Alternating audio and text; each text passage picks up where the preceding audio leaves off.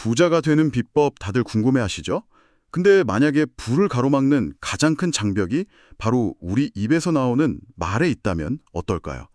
고 정주영 회장께서 마리 씨가 된다고 하셨던 것처럼 오늘 저희가 들여다볼 이야기는요.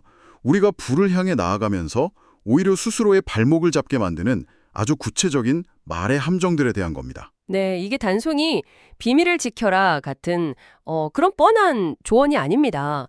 오늘 우리가 깊이 볼 내용은 전략적 침묵이 왜 그렇게 강력한 힘을 갖는지, 그 심리적인 또 심지어는 신경과학적인 근거까지 파고드는 거거든요. 우리가 왜 특정 이야기를 막 하고 싶어 하는지, 그 욕구의 정체가 뭔지, 또 그 말이 어떻게 무의식 중에 우리의 행동과 현실을 딱 규정해버리는지 그 메커니즘을 살펴보려고 합니다. 아마 들으시는 동안 조금 불편한 진실을 마주할 수도 있지만 그만큼 강력한 변화의 계기가 될 수 있을 겁니다. 좋습니다. 그럼 당신의 잠재력을 조용히 갉아먹고 있을지도 모를 그 5가지 말의 세계로 지금부터 깊이 들어가 보겠습니다. 첫 번째 주제부터 바로 시작하죠. 당신의 수입에 대한 이야기입니다. 요즘 얼마 벌어? 이 질문 정말 흔하게 듣잖아요. 바로 그 지점입니다. 그 질문에 무심코 답하는 순간 비교라는 아주 위험한 문이 열린다고 이 자료들은 한 목소리로 경고합니다. 인간의 뇌는요, 본능적으로 타인과 나를 비교하면서 자기 위치를 파악하려는 경향이 아주 강해요. 당신의 수입을 딱 듣는 순간 상대방 머릿속에서는 복잡한 계산이 시작되죠. 나보다 많이 버네? 생각보다 적네? 하면서요. 근데 그건 상대방의 문제고 저는 그냥 떳떳하면 되는 거 아닌가요? 솔직히 말하는 게 왜 저 자신한테 위험하다는 건지 조금 더 구체적으로 설명해 주실 수 있을까요? 아주 좋은 질문입니다. 진짜 위험은 상대방의 계산이 아니라 바로 나 자신의 내면에서 시작되기 때문이에요. 실제로 한 심리학 연구를 보면요. 자신의 소득을 동료와 비교한 그룹은 그렇지 않은 그룹보다 직업 만족도가 무려 30%나 낮아졌다고 합니다. 여기서 진짜 흥미로운 점은 소득이 더 높은 사람조차도 일단 비교를 시작하니까 만족도가 뚝 떨어졌다는 사실입니다. 그러니까 비교라는 행위 자체가 행복을 갉아먹는 독이라는 거죠. 알 것 같아요. 그러니까 제 연봉이 5천만 원일 때까지는 너무 만족스러웠는데 친구가 6천만 원 번다는 걸 알게 된 그 순간 갑자기 제 5천만 원의 가치가 되게 초라하게 느껴지는 바로 그 감정이군요. 정확합니다. 바로 그 순간부터 당신은 자신만의 속도를 잃고 보이지 않는 트랙 위에서 남을 따라잡기 위한 경주를 시작하게 되는 겁니다. 더 좋은 차, 더 넓은 집. 근데 이 경주에는 결승선이 없어요. 세상에는 언제나 나보다 더 많이 가진 사람이 존재하니까요. 결국 당신은 지금 가진 것에 감사하지 못하고 이로운 것들을 제대로 누리지도 못한 채 끊임없이 결핍감에 시달리게 됩니다. 결핍감이요? 네. 당신의 수입에 대해 침묵하라는 건 뭐 부끄러워서가 아니라 바로 그 비교의 도구로부터 당신의 평온한 마음을 지키기 위한 첫 번째 방어막이라는 의미입니다. 수입에 대한 비교 심리가 그렇게 위험하다면 미래의 가능성, 그러니까 내 원대한 계획에 대한 다른 사람의 기대감은 어쩌면 더 큰 압박이 될 수도 있겠네요. 이게 바로 두 번째 주제랑 연결되는 것 같습니다. 맞습니다. 새로운 사업 아이디어나 멋진 프로젝트가 딱 떠올랐을 때 그 흥민을 누군가랑 나누고 싶은 건 당연한 심리거든요. 하지만 자료에서는 이 행동이 성공의 가장 큰 적이 될 수도 있다고까지 말합니다. 계획을 입 밖으로 내뱉는 순간 뇌가 일종의 대리만족을 느끼기 때문입니다. 대리만족이요? 네, 심리학에서는 이걸 사회적 현실화라고도 부르는데요. 다른 사람에게 계획을 말하고 와, 대단하다 이런 긍정적인 반응을 얻으면 뇌는 이미 그 목표를 달성한 것 같은 착각에 빠진다는 거예요. 그래서 실제 행동으로 옮길 동기가 확 약해진다는 거죠. 와, 그건 생각도 못했네요. 저는 보통 계획을 주변에 알려야 억지로라도 하게 되는 뭐랄까 동기부여가 될 거라고 생각했거든요. 일종의 공개선언 효과 같은 거요. 무조건 입을 닫는 게 능사는 아닐 것 같은데요? 아주 중요한 지적이십니다. 그래서 핵심은 무엇을 말하느냐보다 왜, 그리고 누구에게 말하느냐입니다. 당신이 계획을 말하는 이유가 정말 건설적인 피드백을 얻기 위해서인가요? 아니면 단순히 와, 대단하다, 이 인정을 받기 위해서인가요? 후자라면 그건 동기부여가 아니라 감정적 허기를 채우는 행위일 뿐이라는 거죠. 자료에 나온 한 일화가 이걸 잘 보여주는데요. 한 청년이 기가 막힌 앱 아이디어를 친구들에게 공유했어요. 네. 처음엔 모두가 응원했지만 시간이 지나도 결과물이 안 나오니까 주변의 시선이 은근한 압박으로 변했죠. 결국 그는 사람들에게 증명해야 한다는 강박에 시달리다 성급한 결정을 내렸고 프로젝트는 실파로 돌아갔습니다. 동기의 중심이 내적 열정에서 외부의 기대로 옮겨가는 순간 창의성은 질식하게 되는 겁니다. 그렇군요. 정주영 여장이 묵묵히 폐허 위에서 조선소를 짓고 아무도 안 된다던 서산 간척 사업을 밀어붙였던 걸 생각해보면 이해가 갑니다. 만약 그가 그 모든 계획을 사람들에게 미리 설명하고 동의를 구하려 했다면 아마 반대에 부딪혀서 시작조차 못했을지도 모르겠네요. 바로 그겁니다. 조용히 움직이면서 스스로에게 물어보세요. 나는 정말 조언을 구하고 싶은가? 아니면 그냥 박수를 받고 싶은가? 그 질문에 대한 답이 당신의 다음 행동을 결정할 겁니다. 계획 같은 미래의 긍정적인 이야기도 이렇게 조심해야 한다면 현재 겪고 있는 부정적인 문제에 대해서 말하는 건 훨씬 더 복잡하겠군요.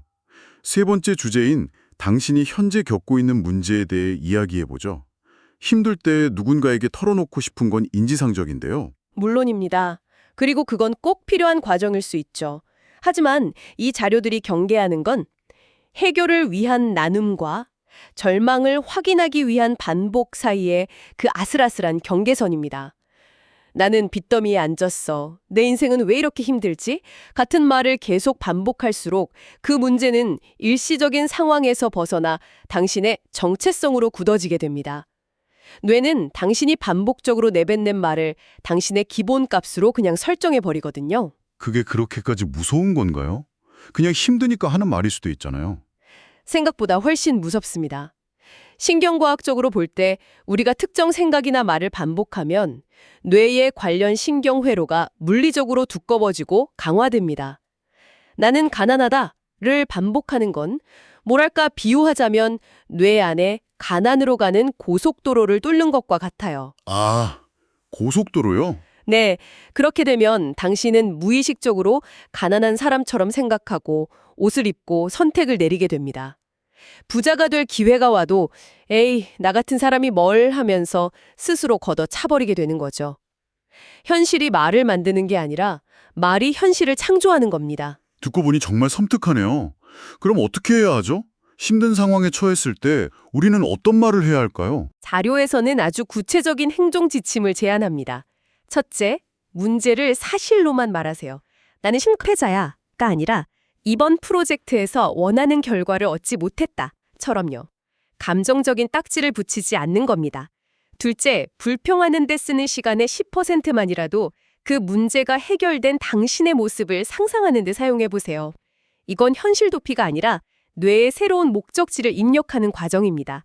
그리고 마지막으로 정주영 회장의 그 유명한 질문을 스스로에게 던져보는 겁니다. 해봤어? 불평하기 전에 이 상황을 바꾸기 위해 내가 시도해볼 수 있는 작은 행동 하나는 무엇인지 찾아보는 거죠. 그 작은 행동이 나는 문제보다 강하다는 새로운 신경회로를 만들기 시작할 겁니다. 현재의 문제를 넘어서 네 번째 주제는 어쩌면 돈 문제보다 더 다루기 힘든 가족 문제나 깊은 개인적 상처에 대한 이야기입니다. 이건 정말 누구에게도 말하기 어려운 주제인데요. 그래서 더 위험할 수 있습니다. 당신의 가장 깊고 연약한 상처를 아무에게나 드러내는 것은 제대로 소독되지 않은 수술 도구로 상처를 다시 헤집는 것과 같다고 이 자료는 비유합니다. 당신의 아픔을 감당할 준비가 되지 않은 사람 혹은 그럴 의도가 없는 사람에게 털어놓았을 때 당신은 세 가지 위험에 노출돼요. 무시당하거나 섣부른 조언으로 더 큰 상처를 받거나 혹은 그들의 동정에 감정적으로 의존하게 되는 것이죠. 하지만 모든 걸 혼자 짊어지는 것도 병이 되잖아요. 자료에서도 신뢰할 수 있는 멘토나 상담가에게는 이야기해야 한다고 하던데 그냥 친한 친구에게 털어놓는 거랑 전문가에게 상담받는 것의 근본적인 차이가 뭘까요? 둘 다 내 편이 되어준다는 점은 같지 않나요? 당신의 이야기에 공감하고 위로하면서 당신 편이 되어주려고 하죠. 그건 정말 고마운 일이지만 때로는 그 위로가 당신을 상처 입은 피해자라는 역할에 계속 머무르게 만들 수도 있거든요. 아, 하지만 좋은 상담가나 멘토의 목표는 당신을 위로하는 걸 넘어서 당신이 그 상처의 서사를 스스로 재해석하고 거기서 빠져나와서 새로운 이야기를 쓸 수 있도록 돕는 겁니다.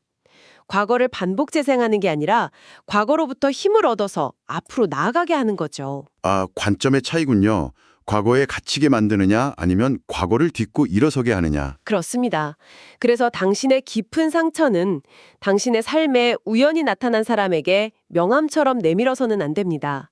그건 당신의 존엄성을 스스로 깎아내리는 행위예요.